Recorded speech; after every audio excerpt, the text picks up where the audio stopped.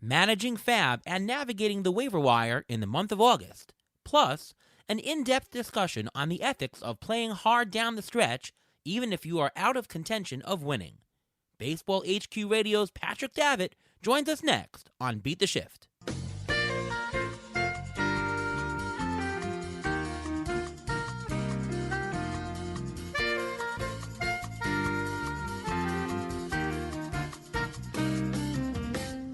Welcome to another episode of the Beat the Shift podcast. I am your host, Ariel Cohen, and with me as always, Ruvain Guy. How are you, Ruvain? I'm doing great. How are you doing today? I'm doing pretty good. Trade deadline has passed us. Our Mets got Javier Baez, 5 strikeouts today, but he did have a crucial home run the other day to win the game. Are you excited about, just about the Mets, are you excited about the trade deadline? What a crazy day that last day was on Friday.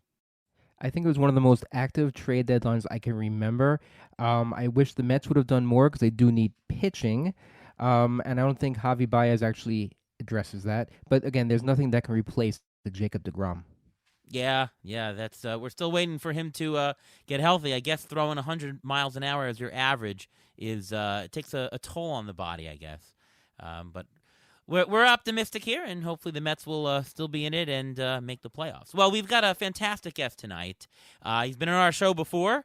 He is the host of the Baseball HQ Radio show. Please welcome Patrick Davitt. How are you, Patrick? I'm doing fine. Thanks, Ariel. Thank you for inviting me. It's really exciting to have another chance to talk with you guys. Likewise. And let's jump right into it. In our strategy section tonight, going to talk a little bit about FAAB, a little bit about the waiver wire as you're mining the rest of your season. Some trade deadlines and leagues have come and passed, so FAAB is really the only thing you can do to improve your roster at this point. So just let's talk generally. How, Patrick, do you generally distribute your FAAB dollars throughout the fantasy season? Well, it depends on the format of the league. I play in a couple of leagues. Well, I play in 3 leagues. One has no FAAB at all. It's a draft and hold. Then I'm in an American League only in the Tout American League, and that has crossover potential. There's a possibility at the start of the year that at the deadline you're going to see some National Leaguers come over, and of course that's what happened this year in a big way. And then in mixed leagues, there's no crossover potential. So let's start there. I just divide my 1,000 units into 40 units a week times 26 weeks. And then anything I don't spend, I don't deliberately go out and spend 40 units every week just to spend it. I kind of look and see and calibrate and spend what I think I need to get. And anything that I've got left over in week 1, I just pile it into week 2. And anything left over after that piles into week 3. And so on down towards the end. And I always find that I have, by the end, I have unspent money, 80 or 90 units. And I think that's about where you want to end up. I don't want to get caught empty-handed at the end in September because I may have to make an emergency replacement. But at the same time, I don't see any point in hoarding money because there's nothing to hoard it for. In the American League only, I put about usually 50 to 60% I set aside for the trade deadline. And then I divide the rest before the trade deadline into smaller units. But we have 0 bidding. You can acquire players in that league with no bid. You can bid 0 and still get players. So the money that you have in that pre-deadline pool actually stretches a little farther because a lot of times, especially given the talent that's available in a shallow free agent pool like that, there's not hardly ever anybody you want to spend money on anyway, so it's $1 here, a 0 bid there, and it actually stretches pretty nicely. And then you get to the deadline and you hope to have the hammer or enough money that you can get in on one of the really good guys. And this year I didn't because I was really, really in bad trouble in middle infield, so I spent really heavily, about 300 units to get Taylor Walls of Tampa when he first came up, because I just didn't want to get outbid, and I needed that middle infielder terribly. It didn't work out for me that well, and I ended up having about the 5th or 6th most at the deadline, and there was 5 players that you would have wanted, so it didn't actually help me that much. I think I've got the most or second most now,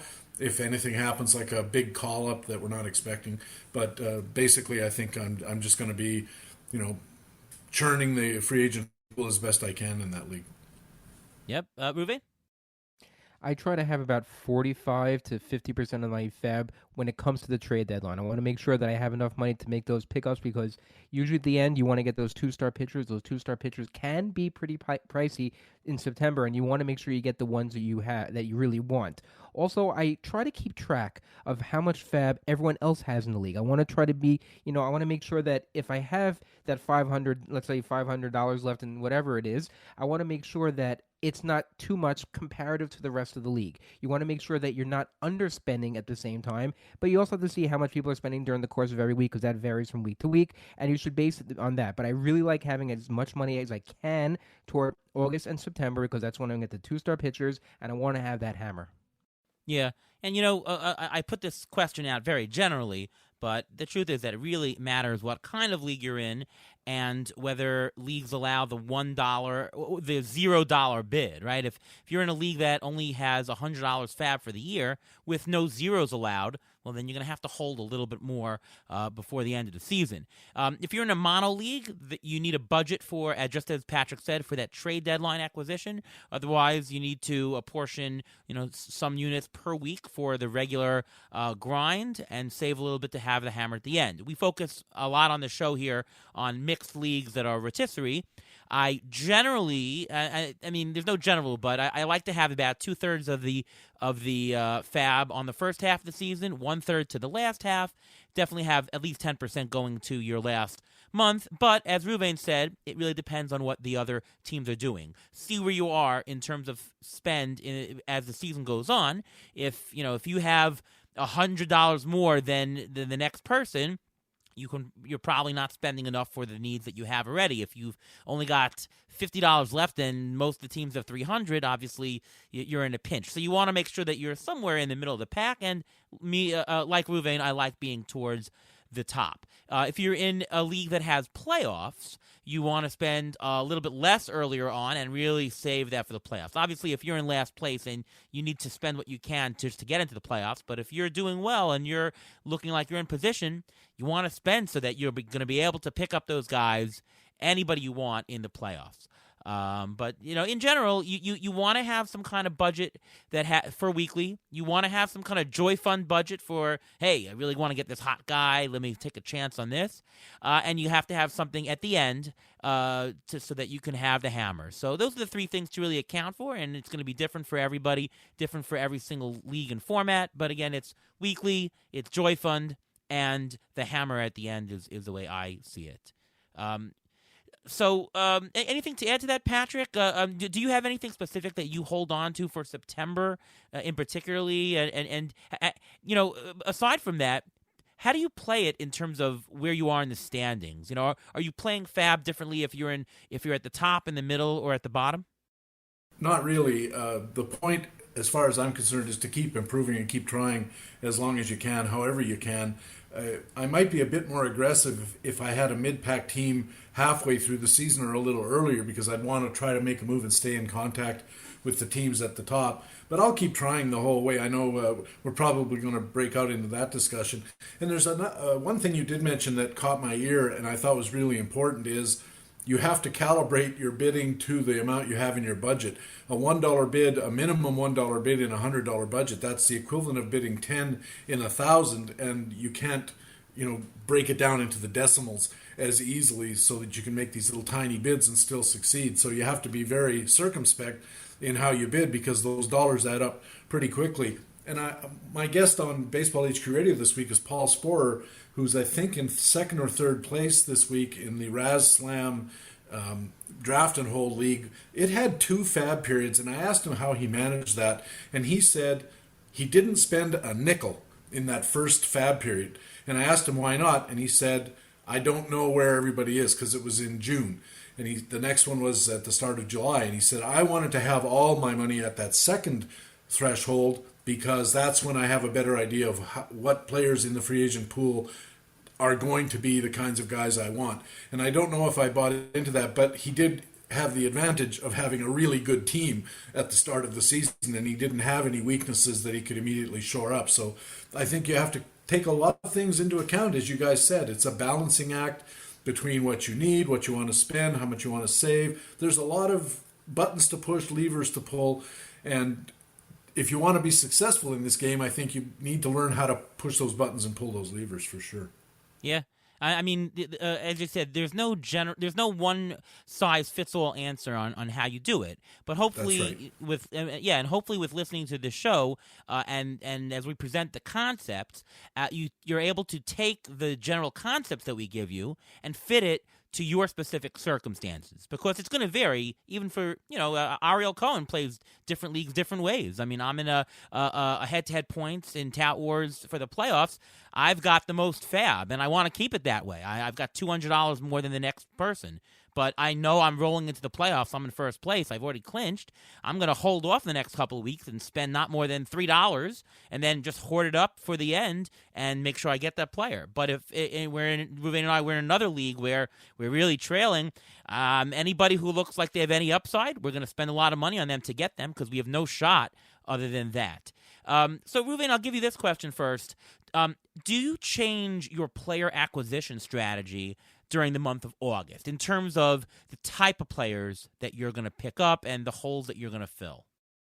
Well, again, you mentioned about the standings, and I think the standings do play into it very much when it comes to deciding who you're going to pick up in August. First of all, if you're from like 6th place and down, I think you should be extremely aggressive and spend, if you think you have a hole to fill or you think you can gain a couple of points in a couple of categories, those are the target players you should go after. Because if you don't spend the money now, what's the point in having the hammer if you're in 7th place and there's 2 weeks left in the season? Nothing's going to happen. You have to be more aggressive now. You have to go after those certain players that you could see, okay, listen, I need saves. If I get 2 saves gives me 4 points, but if I get 5 runs, it'll only give me 1 point. You go after the saves guy. You don't go after the guy who's more likely to get runs. So I think that's the way to look at it. But it comes down to the standings, and it comes down to playing time. Playing time has changed across the board, so you have to really watch for that also. Yeah, that's always, the playing time is always something very key to look at as we get down the stretch.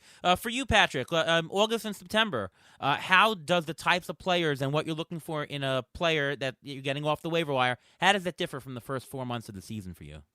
Well, I'm going to build on what Ruvain said, and for me, it's a spectrum right from the start of the year to the end. At the start of the year, I'm looking for any player who's better than any player I already have, and I'll spend accordingly, and I'll try to calibrate what bid I need to get a player like that at that time, knowing what I know about my competitors. We've been in the league together for several years, so that's a help. It's not like a NFBC where you're in a different league every year. You don't know the guys as well. But as the season moves along, I get more and more focused on where the categories are that I can gain and lose.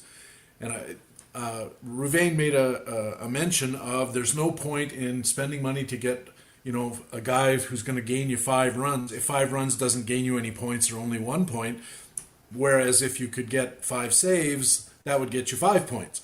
So you got to focus your money and you got to focus your attention on that category because that's where the opportunity lies.